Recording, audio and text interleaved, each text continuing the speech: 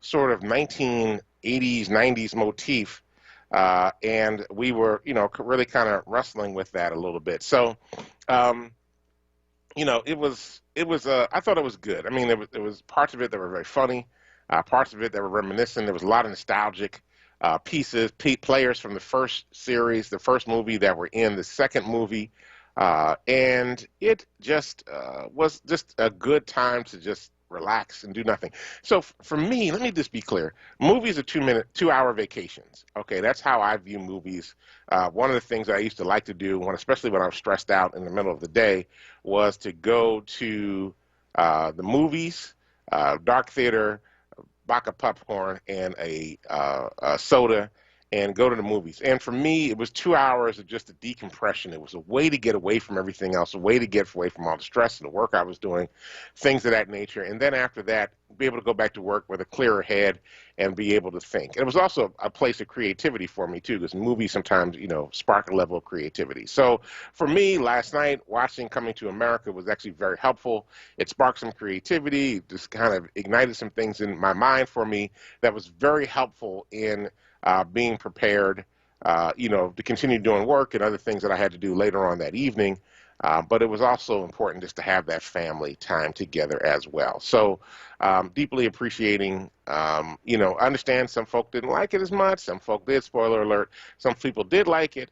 My family and I, we got quite a few laughs out of it. It was quite funny for us. And, if you like Eddie Murphy and you like, some of the comedy routines that were in there, I thought it was very, very good. All right. So it looks like we're having a little trouble with social media this morning. Just giving everybody a heads up. So we are not up online yet with social media, but we are on the air. And so you can check us out that way. Let me just check over here on YouTube to see if we're up on YouTube or not. Sometimes when Facebook acts up, yep, we are up on YouTube. So you can certainly find us on YouTube right now. As a matter of fact, I'm going to figure out a way to share this over to Facebook, and folk can join us from there as well. So appreciating everybody that's checking us out right now. Actually, it's not letting me do that. Okay, that's all right. Yeah, YouTube is up.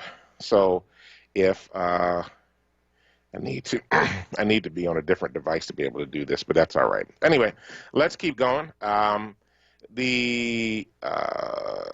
So a couple things happening, right? So yesterday, the CDC director, Rochelle Walensky, announced that when people are fully vaccinated, they can begin to resume normal activities with other fully vaccinated people, which is actually fantastic news.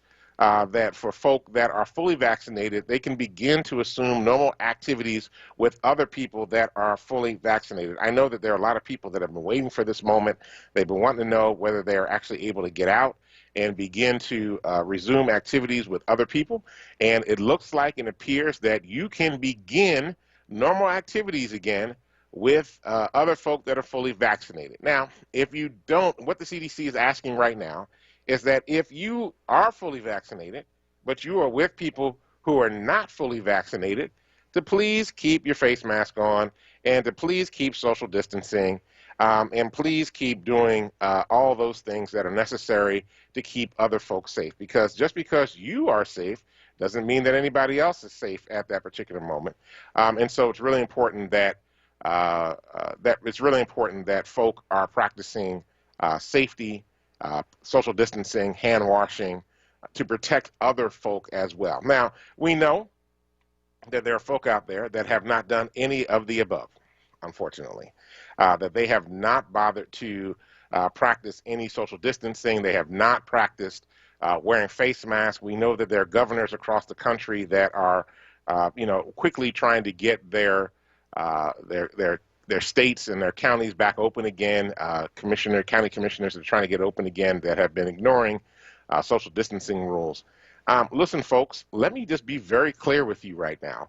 We still have challenges out there. There are still variants to this disease that are more easily catchable than the particular form that we have here in America right now.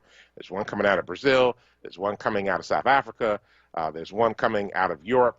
And so we still need to practice a level of intentionality around social distancing, around practicing safe habits, around double masking right now to protect each other and to keep our community safe. So I just want to encourage folk, please, as much as possible, do not, just assume that as soon as, I get vaccinated, everything's good. And a reminder that even if you're on the two-step vaccination, there's now the one-step with Johnson & Johnson, and then there's the two-step with the Pfizer and Moderna.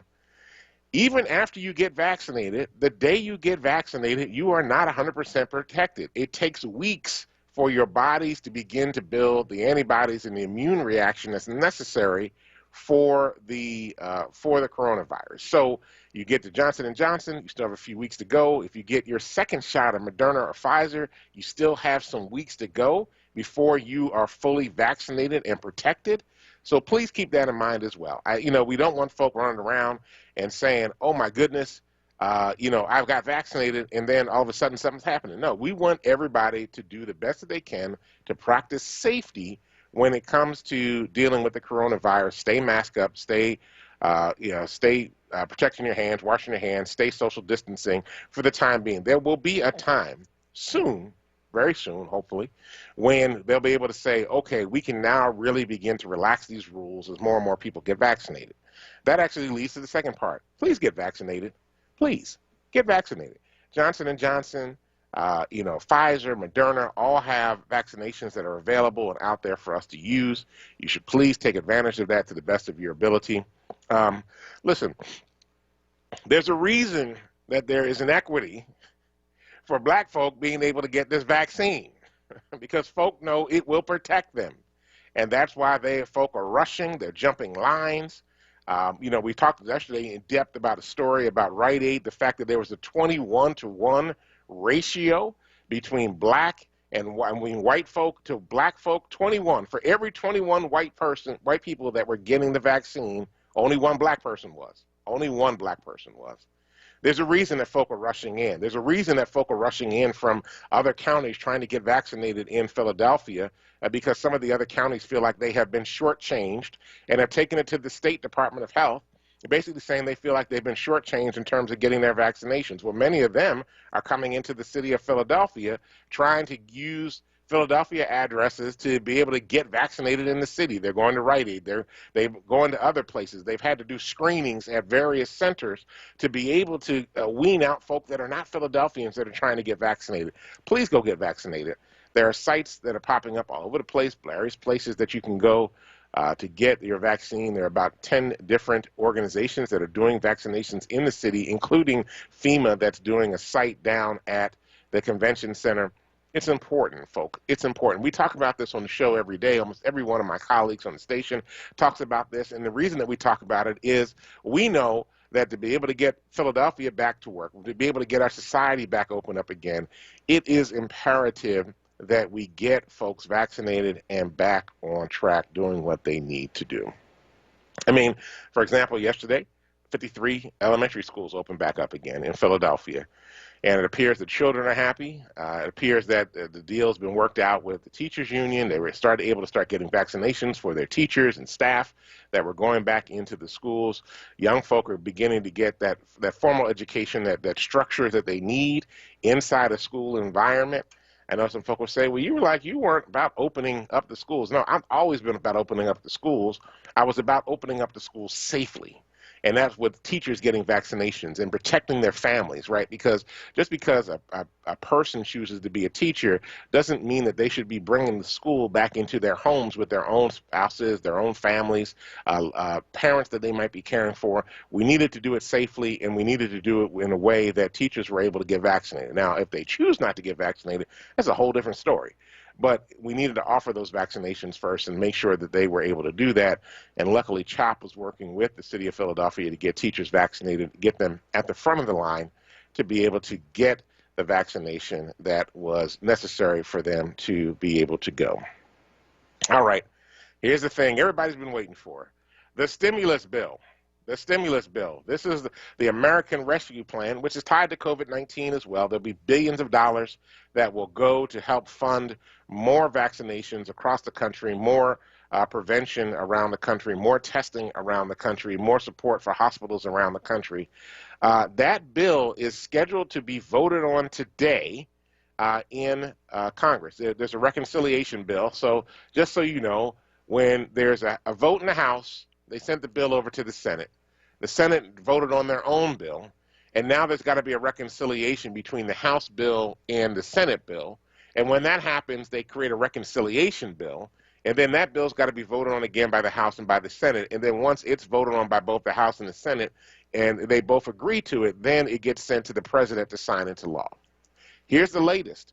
The latest is that that bill would be voted on today, and that potentially checks could be out before the end of the month. So if you make less than $75,000 a year, you'll get a $1,400 check. If you make $80,000 a year, you'll get a check that's less than that. Anybody making over $80,000 a year as an individual will not get a check. If you and your spouse make less than $160,000 a year, you will get a check. If you have children, you will get a check if you make less than $160,000 a year. If you make more than that as a combined family, you will not see a check. So there are a lot of folk that will be able to get checks that will see this. So a family of four, for all intents and purposes, could walk away with a check for about $5,200, which would be really great for them to be able to support them in what they need to do in helping to take care of their family. $5,800, I might have to do the math on that. Somewhere around $5,000, a little over $5,000. So, you know, this could be a really great boon to families, especially as they get ready to come into the summer season, as folk are still trying to get back to work. We want to be able to see that happen. And so those checks could begin to roll out by the end of the month.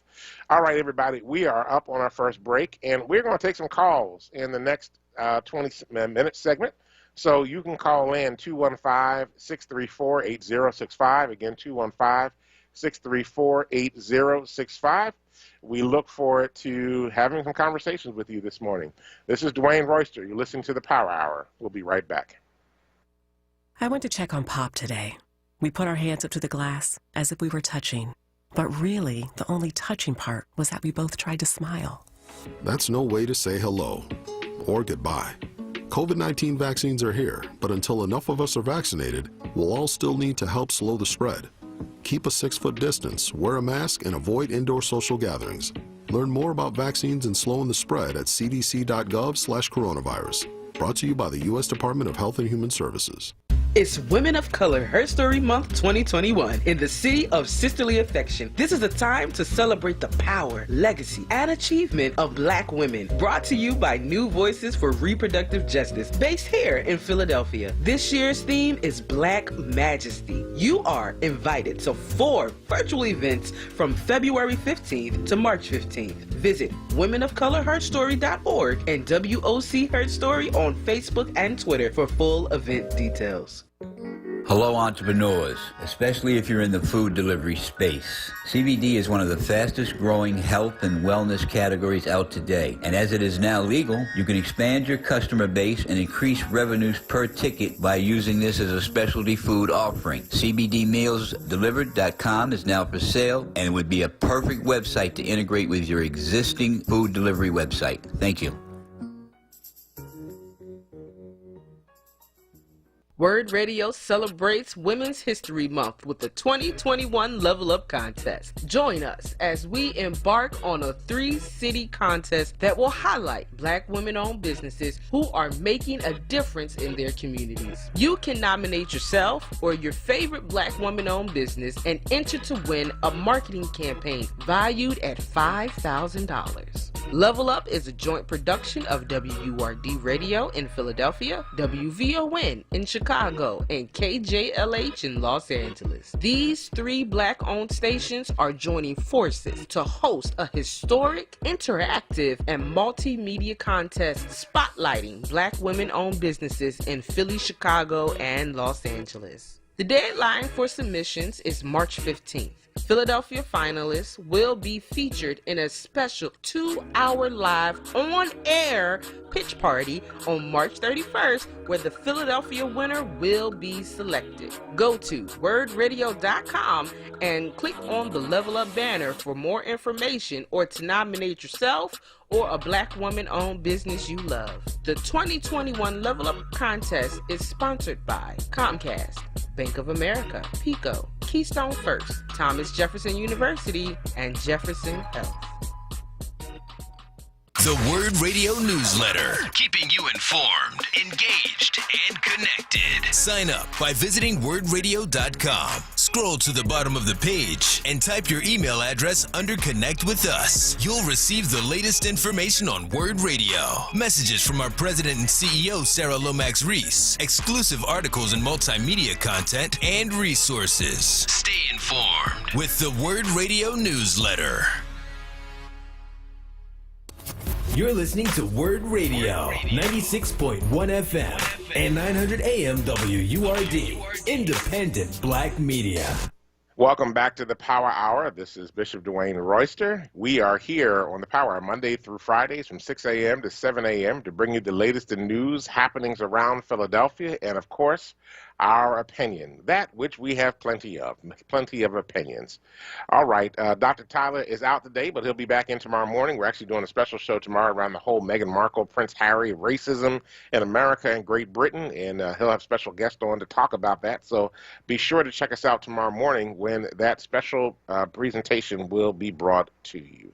All right, we got callers on the line. Let's go to Brother Joe in Germantown. Brother Joe, how are you this morning? Welcome to the Power Hour. I'm doing great, Bishop Royster and Queen Quace and Reverend Tyler, wherever you may be this morning. Hello to all three of y'all. Good to talk to you this morning, sir. Bishop Royster, two things real quick. When y'all come on, y'all always play the jam. Y'all always play Run DMC and stuff, right? The little theme song. Mm-hmm. And I was telling Queen Quace, I said, a lot of people may not know the backstory. One of the numbers who got killed, Jam Master Jay, who got killed back in 2002. What happened was it's sad that you make say life decisions have consequences. He had decided, I'm sure he was making good money, Bishop Royce, as a rapper and an entertainer, but he decided to do a drug deal. And it was assumed that this was some kind of random shooting, but it came out later on that it was in the New York papers and it even was in the tabloids. And it must be true because I haven't heard him, haven't heard his family or his members refute that. They say he got involved in a drug deal and he cut out one of his homeboys that he grew up with. And that's why he came into the studio and shot him point blank in the head, execution style. And I'm saying to myself, Bishop Royce, so why would you bring that pain on your family? You're making good money as a rapper. Oh, you may not be a billionaire, but I'm sure you're making more money than the average person. Why would you get involved in something stupid like that and cost you your life? You know what I mean? It's a cautionary tale, man. It's just crazy. Young man's life is tripping out like that by making a bad decision. You get involved in dealing dope. It just don't make no sense.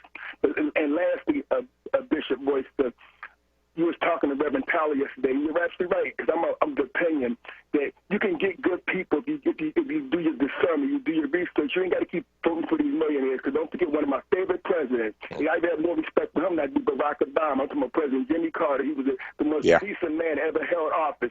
This man was dirt poor. He was Georgia poor, dirt poor. He knew what it's like to be poor. So I don't buy into this notion that you got that only billionaires can get elected. Don't forget, right in Congress right now, and I close with this, Bishop, because I want to take up all your time so someone else can get on. You got two people that just got elected to Congress, more than that, but I'm just going to name these two, Jamal Bowman and our sister, Corey Bush. These are two poor black people from the hood, just got elected to Congress. Right here in Philadelphia, we had Roxanne Jones. May Allah be pleased with her. She was elected. She was on welfare. She was a welfare mother and became a state representative. Don't tell me it can't be done. If you do your discernment and stop listening to these idiot talking heads and do your discernment, you can get good people, black or white, that understand what it's like to be poor. Not some idiots like the Ryan Johnsons with that Republicans or that idiot down in West Virginia, Joe Manchin, who don't want somebody to make $15 an hour. You stop voting for these kind of idiots and get people in office that really care about you. You can make a change. So I agree with you on that, Bishop Royce. Thank you for your time, sir. All right. Thanks, Brother Joe from Germantown. Appreciate that this morning. Appreciate you. And I agree with you. I totally agree. I think we need to start electing folk that know what struggle is, because they're going to vote very differently. They're going to elect, they're going to work on policies that are different. I think it's absolutely critical that we get folk that are going to be able to align themselves with people who are struggling. If every member of Congress right now was only making the minimum wage, you better believe they would raise that. They voted on numerous occasions to raise their own salaries when they haven't raised anybody else's salary. So I totally affirm that and agree with that. And Jamal Bowman and as well Corey Bush out of Missouri, Alexandria Ocasio-Cortez, Ileana Omar, so many others that are not millionaires that are serving in the House. Now, the Senate's a little bit different. The Senate's full of millionaires, some billionaires in there as well. So they're so disconnected from the reality of the people that they are supposedly representing that it becomes very, very troublesome. Didn't know that about Jam Master Jay, but certainly always sorry when our folk lose their lives to the game, and we just need to keep that in prayer. Hopefully, we'll get past that one day. All right, let's go to Maurice in Southwest. Maurice, welcome to the Power Hour. I appreciate you, Reverend. I also appreciate a talk rate program taking phone calls. Okay, listen. The information that you've been giving in the morning, even though I haven't been able to call, has been so valuable to me about how Philadelphia has been an epic failure in giving out the vaccine to black people when black people are in charge. And we need to press them a little more on why our city council has failed to do their job. And you have noted that private companies such as Rite Aid have not been giving out the efficient amount of vaccine to black people. Mm-hmm. And it's totally ridiculous that these things are happening. We just can't always call out one black person as far as Dr. Stanford as being the black equivalent of she has to do it all.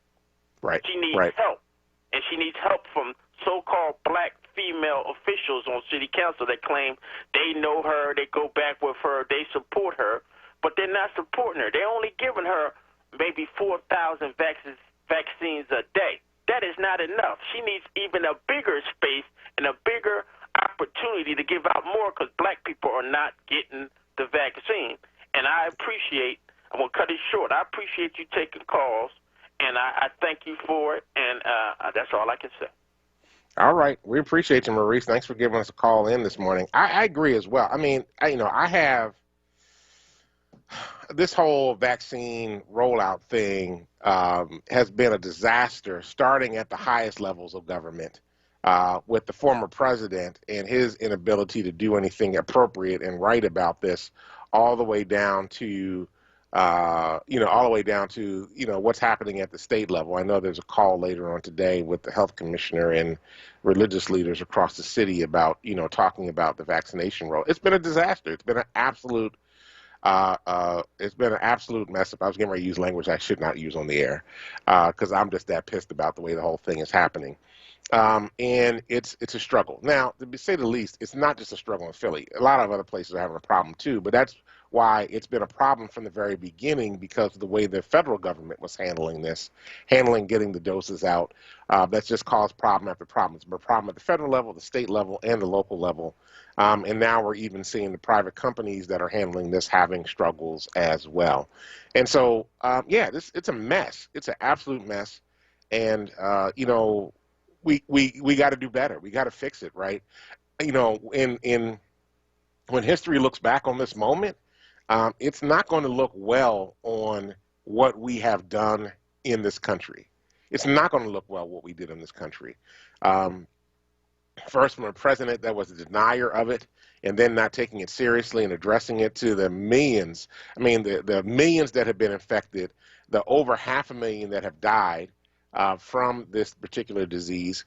It's not going to bode well for how America was supposedly so great. It was actually America was a disaster and actually causing problems in the rest of the world because of the way that we handled this. Not only the way that we handled it, but even the way that we are hoarding the vaccinations right now from the rest of the countries around the world, and including Africa, Asia, South America, even other European nations are not able to get the vaccine because we are buying up everybody's vaccine. And so there's some real challenges with that as well. So thanks for that. Really appreciate your comments this morning, Maurice, and feel free to call back. All right, let's go to Prince in Schuylkill. Prince, welcome to the Power Hour. Hey, good morning. How are you? Good, good. How are you? Great. Took us some time making some phone calls because some of us can't sleep. So, we listen to the station and we listen to different things that come out of the station. But, Pat, let me just ask you this question here. You are represented by some people, the clergy for the unheard, correct? The Clergy Council of the Unheard? Yes. That we spoke out. It was an informal gathering of clergy that spoke out during the uprising around George Floyd. Yes. Right. I read the letter. I think it was June 2nd, 2020. And it had about 18 churches and pastors that were involved in that process there.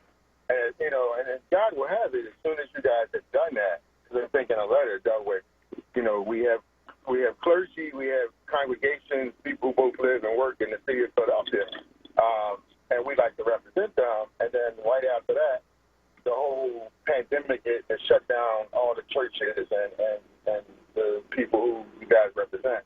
And so what I'm asking is that with some folks from the community and that organization, why don't we get together and actually have everything's done by Zoom, but some people are slowly reopening, and we have to slowly reopen because we need to put a stop to this, because you guys keep regurgitating the numbers like it's 1960. Like, you're telling us the bad problems about what's not happening, and that's the same stuff that went on in 1960. But there's no real solution for a young generation, and then we begin not to trust you, not you, but not to trust older people, because obviously we didn't get out of the mess that you guys were in coming up, and you keep telling us that there should be no vaccine problem if you got a specific black coalition. That's to speak towards the vaccine going to African American people. If there was a Vietnamese coalition, it would go to Vietnamese, and if it was a Jamaican coalition, go to Jamaicans. But if we got a black coalition and we still only getting 21% or 30 or a small percentage, then I think we all have to come together collectively. I think it can't be just so much for the unheard. I think unheard got to get with the have-not, and we all have to make you got to do what Leon Sullivan would do and what Dave Richardson would do. Just isolate it in a place where if you got 100 vials for black people, then 100 black people get those vials. That's 100% of black people being vaccinated, and that's my 2 cents. And I'll jump off and listen to my own. Yeah, thanks, Prince. I mean, I think, so let me just say that, first of all, there have been religious leaders that have jumped up early on. The Black Doctors, COVID-19 consortium was actually supported heavily by black churches, right? So when Dr. Ayla Stanford started testing, she actually went to her pastor, Reverend Marshall Mitchell of Salem Baptist Church of Jenkintown, now of Abington, and they are the ones that actually started testing black folk in the city of Philadelphia when black folk couldn't do that. And they did it in church parking lots. As a matter of fact, some of you remember the story that they did testing at Enon Tabernacle Baptist Church, and Pastor Alan Waller, and Enon's the biggest church in the city. And actually, Pastor Waller got tested and then discovered that he had COVID after the test happened. He was asymptomatic in many ways, but he had COVID-19. And that's how he discovered he got it, because they were holding a testing in his church parking lot. And like most pastors, he doesn't just ask folk to do. He says, I'm gonna do it with you. I'm going to show you. I'm going to lead the way. And so he went and got tested just to be able to demonstrate to his folk that he was getting tested, and then discovered later on that he actually had COVID-19. And so he wound up quarantining and was doing a great deal about what needed to happen. So he and Reverend Mitchell and others continued to support the Black Doctors Consortium, and there were churches all over Philadelphia. As a matter of fact, they've been doing vaccinations at Deliverance Evangelistic Church in North Philadelphia with the Black Doctors Consortium as well. So, I mean, I just want to say that, there has been work happening with the Black Church that has been working, and several of those churches that are part of the Clergy Council of the Unheard have also participated in that as well. Now, to the point that you're making, there are, challenges to getting the COVID-19 vaccine. That's all controlled by the government. We don't control that right now. And I do want to agree with Maurice and you earlier that, it's incumbent upon City Council. City Council could have cut out a larger grant for Dr. Stanford and the Black Doctors Consortium to do specific work in African American communities. We know that they had the 24-hour program that they did at LaCour Center, and actually there were a lot of white folk that showed up for that one too, right? So because they had to do it by zip code, and so if you lived in one of those zip codes, you could go there and get vaccinated. And notwithstanding some of the challenges that occurred because of the fact that there were so many people that wanted to get vaccinated that day, the city had shut down its own vaccinations, so everybody was going to the LaCour Center. Yeah, it was a bit of a challenge, but nevertheless, they are still, you know, there's challenges to that. You know, we are quoting numbers. And part of the reason we're quoting numbers is that because there are folk out there that still don't think this is real. We're quoting numbers because we want to remind folk to wear double masks. We want to remind folk to wash their hands. We want to remind folk to make sure that they practice social distancing. I mean, all that stuff is incredibly important to cover so that, you know, people know how they ought to behave and act in this particular moment so that they can still be safe. We want safety. I want safety. I want to be able to resume getting out in the community, and I want to be able to see as many folk as possible when this is all over with. And the only way that we're going to be able to get together as family again and be able to have that big black family reunion in Philadelphia is when we all stay safe and we protect each other in the process. So I hear you on that. Appreciate you calling in, making your comments. I do think that this does bode for us the question about not just about the vaccination, but we need to have a serious conversation about inequities in healthcare, period, that exist in our country, and in particular in Pennsylvania, because those are the challenges that are preventing us from being able to live our full best lives. With all the medical technology and all the capabilities, with Philadelphia being a center for healthcare in the country, with all these teaching hospitals and all these great hospitals that we have, why do we still have folk that have chronic conditions that can easily be addressed with medication and with treatment and with appropriate healthcare? There's a lot of inequities that exist in the health system in Philadelphia, and we need to be able to work on that. So thank you for giving us a call, Prince. We greatly appreciate that. All right, well, listen, folks, we need to take a break, and when we come back, we're going to be joined by Attorney Riley Ross III to spend some time talking about what's happening with the Derek Chauvin case in Minnesota, and this was the former police officer that has been charged with killing George Floyd. You're listening to the Power Hour. We'll be right back after these messages. Hey folks, WURD members are invited to tune in every second Tuesday of the month with me, Nick, for a chance to win a book bundle of the newest releases from Kensington Publishing's culturally oriented Dafina imprint. The Mattress Man is a second-generation family-owned mattress specialist business since 1988. Open 7 days a week, located at 7421 Stanton Avenue. The Mattress Man discounts Serta, memory foam, orthopedic, and ComfortTech mattresses every day. You deal directly with the owner, Julian, to ensure you get the best price and best service. The Mattress Man offers same-day delivery on most models to most areas. Ask about the WURD discount. Call 215-424-5550.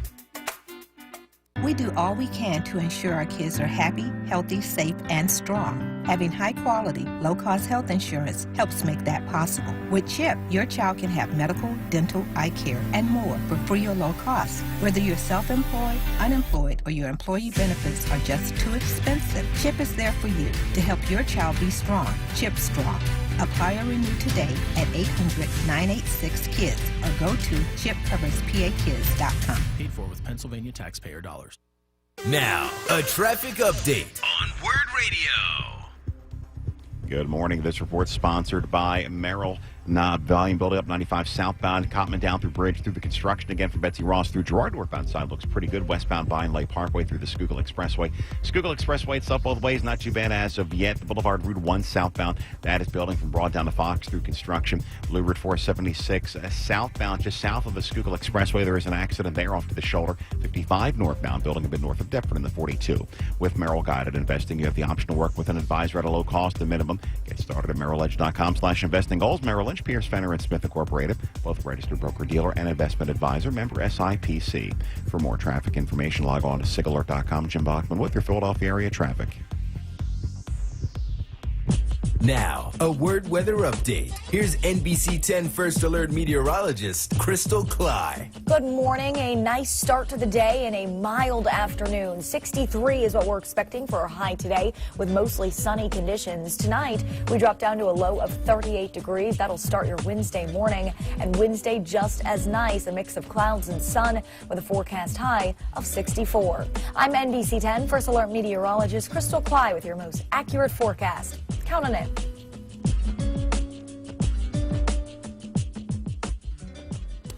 You're listening to WURD Radio, 96.1 FM and 900 AM WURD, independent black media.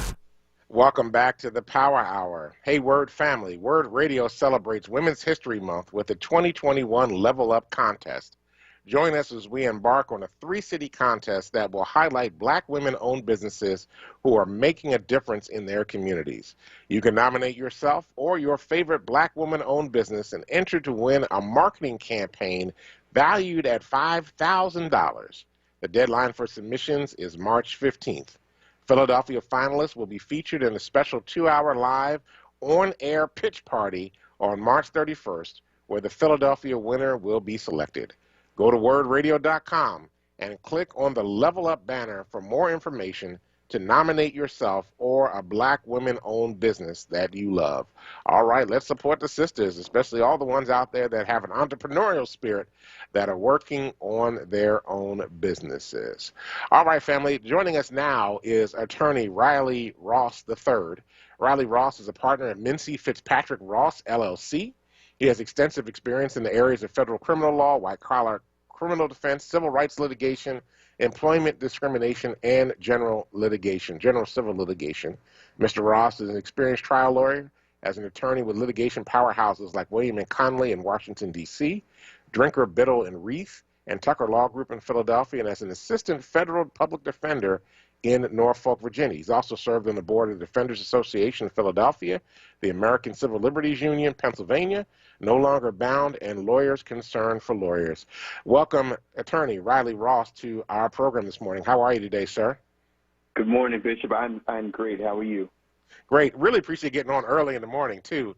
But we have to have this conversation about what's happening in the criminal trial of former police officer Derek Chauvin, I hope I'm saying his name right, in Minneapolis. This is the officer that is charged in the case of George Floyd. They currently have charged him with second-degree murder and manslaughter, but now they stopped jury selection yesterday so that they could figure out what's happening with a third-degree murder charge. Could you walk us through some of what's going on with this and help us to understand what these charges mean? Yeah, absolutely. And the charges, originally he was also charged with murder in the third degree, but the trial judge threw that out. So the prosecutor appealed that. And just recently on Friday, the appeals court said that the judge should take another look at that and decide whether or not that charge of murder in the third degree should have been thrown out. So the prosecutor argued that jury selection that was supposed to start yesterday should be on hold. The judge and the defense attorney actually thought that agreed that the jury selection should continue, but the prosecutor's argument won out. I think it was because the prosecutor brought up the fact that if they continue with jury selection with this issue hanging in the air, there could be grounds for an appeal at the end of all this. And so the judge, I think, reconsidered that and decided to hold off on selecting the jury. The charges themselves, though, so murder in the second degree, which is the harshest charge that he's charged with so far, carries a 40-year max. And that is essentially, people may be familiar with the term felony murder.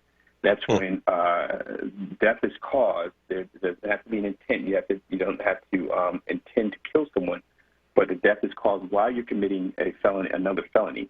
So in this case, the prosecutors are charging that the additional felony that was being committed was a third-degree assault.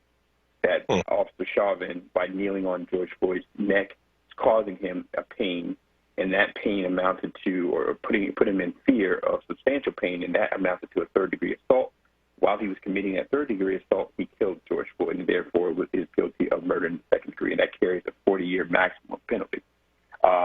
The prosecution is also trying to get back in the third-degree murder in the third degree. And I'm sorry if I misspoke. I may have said murder in the third degree for that one. But I was just talking about the felony murder. It's murder in the second degree. Murder in the third degree carries a 25-year maximum penalty. But in this case, you don't have to prove that additional assault. All you have to prove is that the officer did not have intent to cause death, but what he was doing, he caused death by an act that on its face was dangerous, kneeling on George Floyd's neck and not allowing him to breathe. But you also have to prove that the officer had a depraved mind, meaning he didn't have any regard for that person's life. So to get that third-degree murder charge would have to have something else, but you don't have to have that felony murder in order to convict him. And they also charged him with manslaughter too. Is the intent here that one of the above, or is the intent all of the above? I think the intent here is to make sure that he gets one of the above. And the manslaughter, it carries a 10-year max. So manslaughter, it's really involving negligence, and you have to prove that through the officer's negligence, he created this unreasonable risk that George Floyd would die. And he basically took a chance by his behavior that death would result. So there's less that you have to prove with regards to any type of intent or any type of knowledge that death would happen. It's just you produce an unreasonable risk, but that one carries a maximum of 10 years. So you have three different charges ranging from 10 years to 40 years, and I think the goal is to hope that one of those are it's going to be enough to convict them. So let me ask you this, because part of what happened with Officer Chauvin was that he had his knee on his neck for 9 minutes, almost 9 minutes. I don't fully understand, if he was subdued and under control, why they just didn't pick him up and put him in the car. And at that point, once he was subdued, and we saw within a couple of minutes of watching the video, he was not resisting at that point. There was no fighting back. He was crying for his mother at one point. Why didn't they just pick him up and move him and put him in the car? What was I don't fully understand what control mechanism they were trying to use at that point. Well, I mean that's what a reasonable person would have done. A reasonable police officer would have done if the intent was to arrest them. And I think that's going to play a big part in the prosecutor's case in showing something other than an intent to arrest, but an intent to inflict bodily harm, which is that felony that they would have to prove, that third degree assault. And it was, some would argue that that's enough to show, the cruelty of his actions and maybe even some premeditation because he lasted almost 9 minutes. So, you have some people arguing as to whether or not there was enough there for first degree murder. But I think you're absolutely right. There was no reason. We all saw with our eyes that he was not resisting. And in fact, he went unconscious. And so he could no longer resist. And it remained unconscious even before Chauvin lifted up his knee. So there was no purpose in holding him there for that long. None at all. It's not like they were trying to secure the scene elsewhere. It's not like they didn't have a vehicle available to put him in. I don't know any reasons that they could come up with to explain why he needed to keep him subdued for so long. And I don't know this, but was Chauvin the senior officer on the scene? Because it seemed to me that some of the other officers should have stopped him at some point. Yes, he was a senior officer on the scene. He was the other officers who were charged with aiding and abetting. I believe that one of them, it was their first week on the job. And wow. So he definitely should have, he was the one in charge there and could have easily have said, let's put him in the car. Wow. That's absolutely tragic. It's a tragedy in the sense it's a tragic moment, but in actuality, this is straight up murder. I mean, I don't know. I'm not a lawyer, right? I specialize in religious law, not civil law, but from every intent that I'm looking at, this 9 minutes of your knee on somebody's neck, especially after they pass out at some point and are subdued, just says to me that you were either showing off for the crowd, that, because they were videotaping you and you were going to try to prove how big and bad you were, or you just really are crazy and have no business being on the Minneapolis Police Department. Yeah, I think that this takes a whole different view when you're looking at it from actions committed by the state. In this case, the city's police officers. And somebody hear me and say, hey, wait a minute, this guy's a criminal defense attorney, but he sounds like he's playing the role of prosecutor. Well, I'm a civil rights lawyer as well. So, we have to wear those two hats. But when we're talking about state action, and when I'm a criminal defense lawyer, I'm defending against state action, against the state coming down on my client. But when we're talking about the state actually perpetuating the action, doing the action, there's a different standard here, because officers are sworn to serve and protect. But when they are using their authority and using their power to subdue, as we said, there's no reason to keep them down there that long, and knowing that harm was going to come of it. There's nothing else that could have come out of him placing his knee on his neck for so long, other than some type of bodily harm. And there was no reason that needed to be done for that long, if the goal was simply to restrain him and arrest him. So, as a civil rights attorney, I'm assuming that you would be going after the municipality on behalf of the family in this particular case. Absolutely, and those are the types of cases that myself and my law firm handle. And yeah, we would be holding the department responsible for it. As you said, this officer is a seasoned officer. He's had many allegations against him in the past. I would be looking into how has the department disciplined him before. Have they set basically a tone that it's okay to do these sort of things and get away with it? Because you saw that officer acting as if he had no care in the world, no fear for repercussions, no fear for discipline, and so you want to just not just isolate that to the officer's behavior, but what is the message that this department is sending? Why didn't those other two officers feel that they could intervene? And that may be a tone set by the police department. Wow. Well, Attorney Riley Ross, we really appreciate you joining us early in the morning, and hopefully we can have you back as this case continues to progress, and you can provide some legal commentary for us and help us to understand what's happening. Really appreciate you joining us this morning. Thank you for having me, and I would love to be back. Okay, great. Well, we're definitely going to do that. That was Riley Ross, who's a partner at Mincy, Fitzpatrick, and Ross, and who was actually a former federal defense,